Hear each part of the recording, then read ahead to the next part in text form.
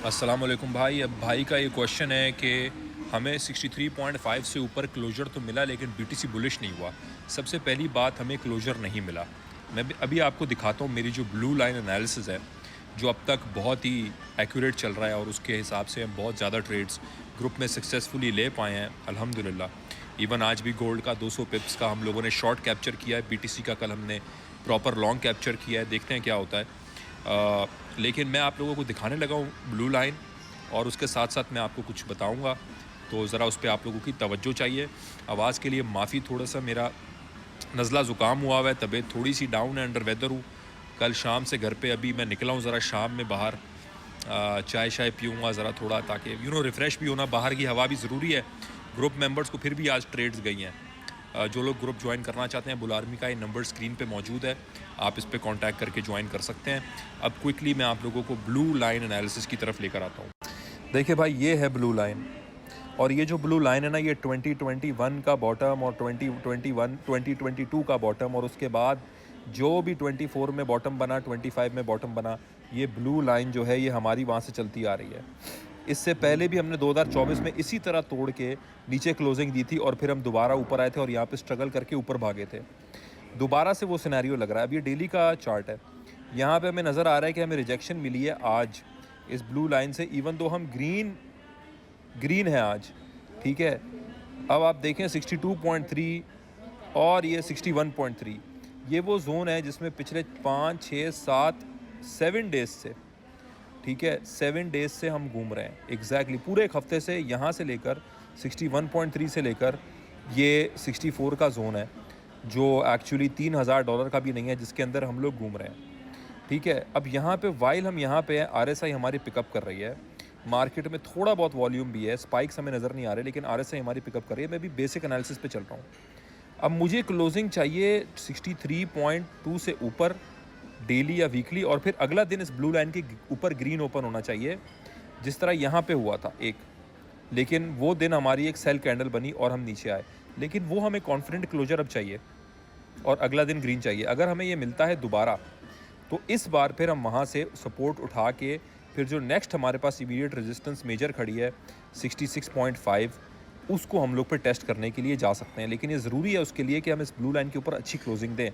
और एक्चुअली मेरा टारगेट जो है, जो अभी सुनने में अजीब लगे, लेकिन ये देखें 73-74 जो रीसेंट डायगोनल लाइन थी, जो अपने पिछले बेयर फ्लैग की सपोर्ट थी, वो बनती है जो मेजर रेजिस्टेंस अब हमारे सामने खड़ी हुई है।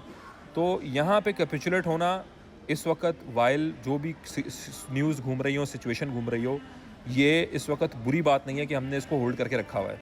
अब देखें, कल भी खबरें थी कि दोबारा से जो है वो हमला हुआ है वगैरह ये वो, लेकिन मार्केट वहीं खड़ी है। गोल्ड ने एक डंप दिया, और उस डंप को हमने ग्रुप में तो बहुत ही ब्यूटीफुली पकड़ा एरोस बना के, ठीक है, वो भी मैं आपको दिखाता हूँ। तो ये जो पैसा निकल रहा है वहाँ से, मेरे ख्याल से अब गोल्ड का सीज़न इज़ ओवर। इस साल, पूरे साल से मैंने जनवरी से कॉल आउट किया हुआ है कि गोल्ड का सीन अब शॉर्ट का है, गोल्ड इन्वेस्टमेंट के लिए अब नहीं है।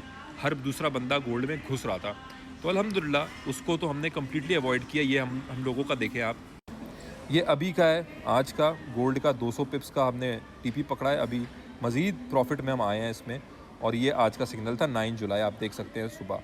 लेकिन असल तो ये था ना, आप ये देखें कि ये एनालिसिस गोल्ड का दिया हुआ था कि उठेगा, ठीक है, और उसके बाद ठक नीचे जाएगा, सही है। और हमारे पास ये लेवल भी मार्क था 4027, और ये ज़्यादा पुरानी बात नहीं है भाई, ये 3 जुलाई को दिया था, आज से 6 दिन पहले। And we see how gold dumped, we see how gold actually dumped, और ये 4058 तक आया, और इस वक्त तो गोल्ड दोबारा ऊपर जाके वापस नीचे आया, लेकिन एग्जैक्टली हमने गोल्ड के मुंह को कैप्चर किया। अब बात सारी की सारी ये है कि पैसा साइड लाइन पे बैठा है, पैसा मेन लाइन पे बैठा है। पैसे ने क्रिप्टो मार्केट में कब आखिर एंटर होने का फ़ैसला करना है। क्या क्लैरिटी एक्ट हर्डल है, क्या वॉर हर्डल है, क्या इसके पीछे ये हर्डल है कि अब ऑल्ट्स बहुत ज़्यादा हो गए हैं, मार्केट कैप नहीं बढ़ रहा।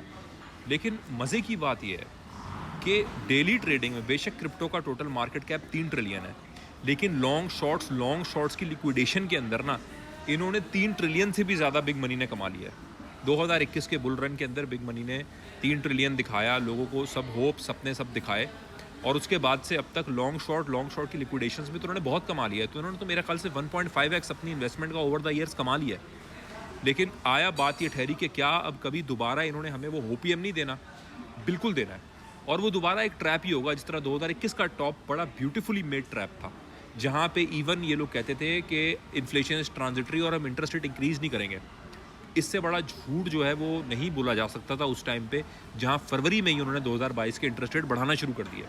तो दोबारा से भाई ये आपको बता के कुछ नहीं करेंगे कि ऑल्ट सीज़न लगेगा या लगने वाला है और इस पर आप कॉन्फिडेंट हो जाओ और एंटर हो जाओ। ये आपने ही फैसला करना है कि क्या आप अपने आप को इस मार्केट में पोजीशन करना चाहते हो कि नहीं।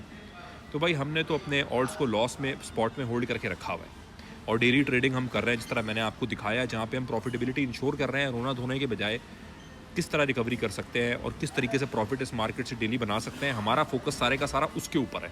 जब ऑल्ट सीज़न लगेगा ना, सारी दुनिया को पता चल जाएगा, मेरी या किसी के अनाउंसमेंट करने की ज़रूरत नहीं होगी उस टाइम पे। तो ये हमारे इस वक्त की स्ट्रैटेजी है। बीटीसी का आपको मैंने एनालिसिस अभी फ्रेश दे दिया है। मज़ीद कुछ चीज़ें हैं वो मैं आपसे शेयर करूँगा। Thank you so much.